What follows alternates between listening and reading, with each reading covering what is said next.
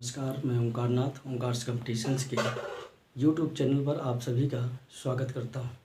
आज जैसे कि सीटेट परीक्षाएं अभी आने वाली हैं, तो सीटेट परीक्षाओं के लिए आज एक वीडियो है जो हिंदी पर है, अनुच्छेद पर है और इसी तरह के जो है आते हैं, ये प्रश्न परीक्षा में पूछा भी गया है।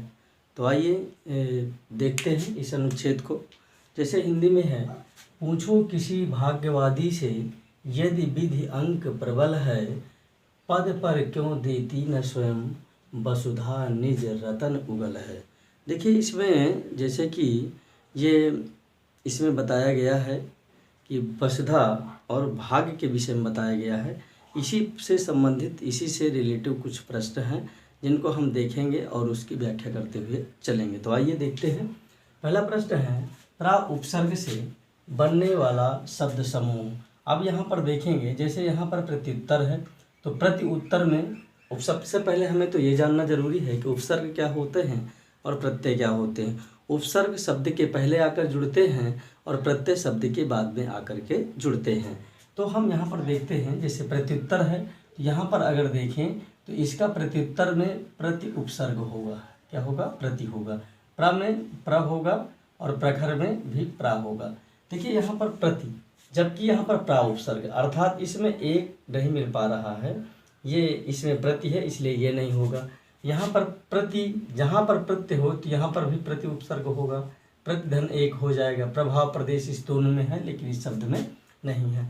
यहाँ प्रसाद प्रत्येक प्रपत्र, इसमें यहाँ पर प्रसाद और प्रत्येक प्रपत्र, प्रा में तो यहाँ पर मिल रहा है लेकिन साध शब्द अपने आप में कोई अर्थ नहीं है, इसलिए ये भी नहीं होगा। यहाँ पर प्रभाव प्रदेश और प्रपत्र, यह जो है हमारा आंसर सही होगा।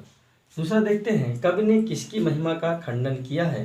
तो रत्नों की, अब यहाँ ये पैराग्राफ पुनः देखेंगे, पद पर क्यों न देती न स्वयं वसुधा निज रतन उगल है।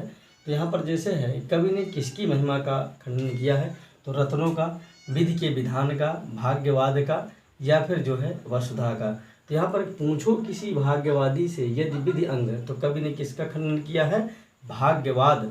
वसुधा, विधि के विधान का खंडन किया, जबकि यहाँ पर भाग्यवाद का कवि ने खंडन किया है।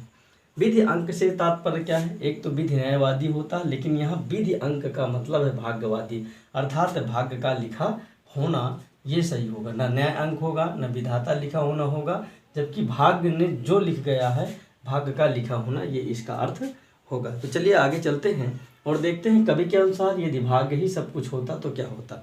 अब देखिए यहाँ पर कह रहा है, कवि कहता है कि अगर सब कुछ भाग्य के अनुसार होता तो क्या होता। तो धरती स्वयं ही रतन रूपी संपत्ति उगल देती। यहाँ पे क्या कह रहा है? वसुधा निज रतन उगल है ना, उगल है, वसुधा निज रतन उगल है। यानी कि कवि कह रहा है कि यदि भाग्य पर ही होता तो पद पर क्यों न देती न स्वयं, यानी कि जहाँ पर वो पैर रखते हैं वहाँ पर वसुधा उसको जो है रतन उगल देती।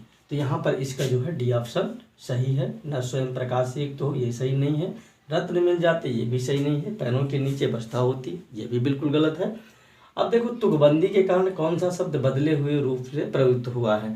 तो तुकबंदी के कारण अगर हम ये देखें, पूछो किसी भाग्यवादी से यदि विधि अंक प्रबल है, पद पर क्यों न देती न स्वयं वसुधा निज रतन उगल है। तो यहाँ पर देखिए उगल रतन, और यहाँ पर एक शब्द आया है प्रबल।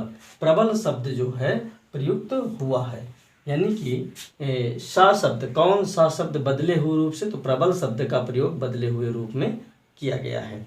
अगला जैसे है कि इनमें से कौन वसुधा का समानार्थी है। देखिए अब यहाँ पर देखिए क्या पूछ लिया हमसे, पर्यायवाची भी यहाँ पर पूछ लिया, यहाँ शब्द भी पूछ लिया, यानी कि पैराग्राफ ऐसा होता है जिसमें, अब यहाँ पर देखो जलधि, जलधि, अम्बुज, ये पर्यायवाची नहीं है। वसुंधरा, महिब भी नहीं है क्योंकि ये राजा का है। वारिध, ये भी नहीं है।